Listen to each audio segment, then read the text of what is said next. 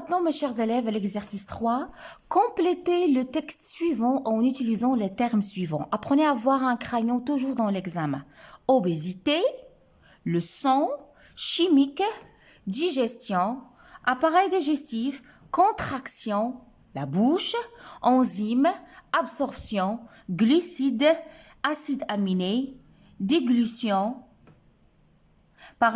déglutition, mécanique, lipides, vascularisés, parois, alimentation, aliments, molécules. Donc, la tâche, elle est un petit peu difficile, mais on va y arriver. Donc là, c'est quoi? Est un processus de transformation. Quel est le processus de transformation? On parle de quel processus ici? Ça sera effectivement, ça sera quoi? Ça sera la digestion. Donc, petit 1, la digestion. Donc, je cherche le mot digestion. Il se trouve où ici. Donc, la digestion, voilà. Et je vais le cocher, ça veut dire pour l'éliminer de ma liste. Donc, je vais écrire ici, la digestion est un processus de transformation de quoi? Qui vont subir cette transformation? C'est qui? Ce sont les aliments. Donc, je cherche les aliments. Ils se trouvent où? C'est un processus de transformation des aliments. Donc, voilà, et je vais la cocher. Des aliments. Jusqu'à stade de quoi? De petites molécules. Voilà. C'est-à-dire la digestion, on a déjà vu, c'est le processus qui permet la transformation des grosses molécules en molécules simples. Capable de traverser quoi? Capable de traverser la paroi intestinale. Voilà le mot paroi, jidar al-amha. La paroi intestinale. C'est bon. Là, on a donné la définition de la digestion. La digestion est réalisée par qui? Par qui il est réalisé? Il se déroule où l'appareil digestif? Pardon, la digestion. Et il se déroule dans l'appareil digestif. Donc, la digestion est réalisée par l'appareil digestif. Je vais éliminer ce mot-là. Et comporte à la fois. Donc, on va parler des deux types de digestion. Effectivement, vous les connaissez.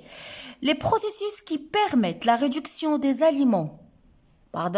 Les processus qui permettent la réduction des aliments en petites molécules et leur progression dans le tube digestif. C'est-à-dire, c'est quel type? On commence par les processus mécaniques. La digestion mécanique. Je vais cocher ça, éliminer ça, le mot mécanique. Quel est ce type de digestion mécanique? Il se déroule où? Comme vous le savez, la première étape, il se déroule dans la bouche. Donc là, la mastication réalisée par qui? Par la bouche. J'élimine ce mot-là. Réalisée par la bouche. Donc 7, c'est la bouche. Là, qui permet le passage du bol alimentaire dans l'œsophage. Donc, comment on appelle le processus ou bien le phénomène qui permet le passage du bol alimentaire à l'uqma al-ghidaiya ila al-mari? C'est la déglutition. Donc, 8, c'est la déglutition. 9, des parois de l'estomac et de l'intestin. Donc, un autre type de digestion mécanique qui se déroule où? Et il se déroule au niveau de la paroi de l'estomac et au niveau de l'intestin. Donc, grâce à quoi? Grâce aux contractions. Donc, je cherche le mot contraction. تقلصات. إذا ركزوا معي.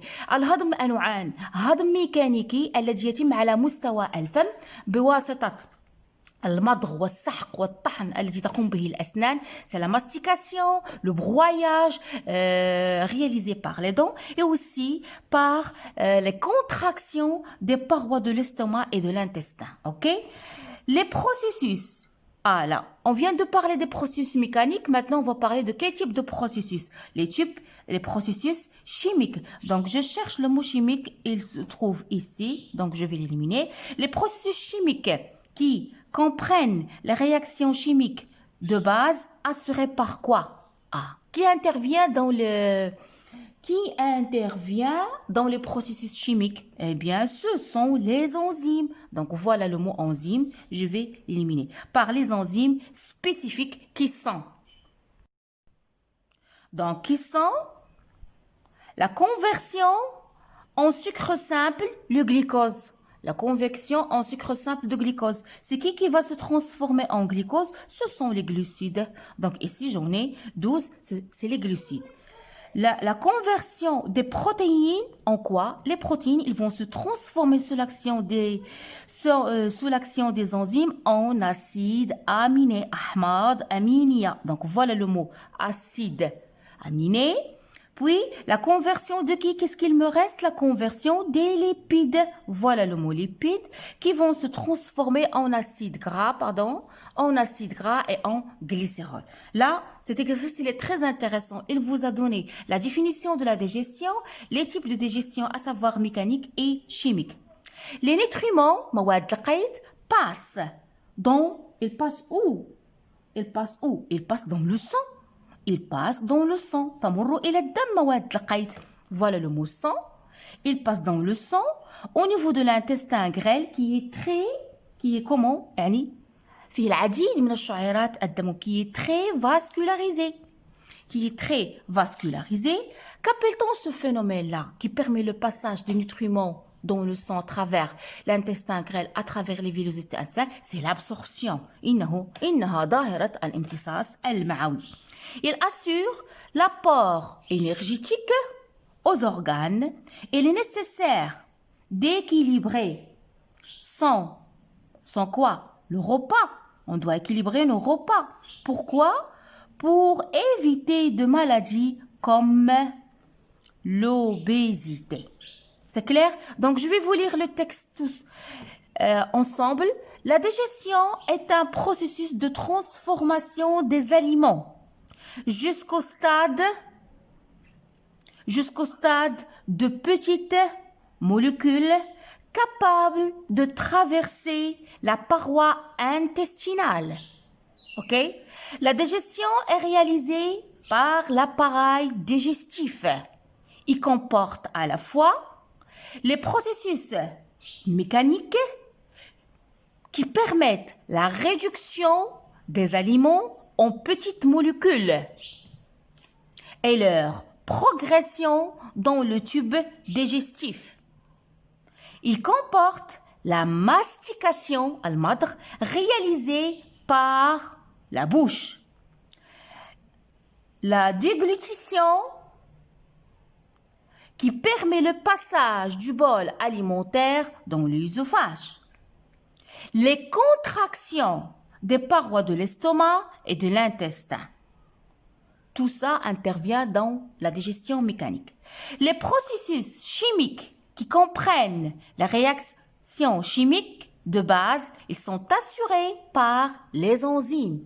Je le dis, je le répète, enzymat naw'iyya, des enzymes spécifiques qui permettent quoi? La conversion des glucides en sucre simple, tel que le glucose, la conversion des protéines en acides aminés, ahmad aminia, la conversion des lipides en acides gras et glycérol. Qu'est-ce qu'on obtient? On obtient des nutriments. Les nutriments passent dans le sang au niveau de l'intestin grêle qui est très vascularisé.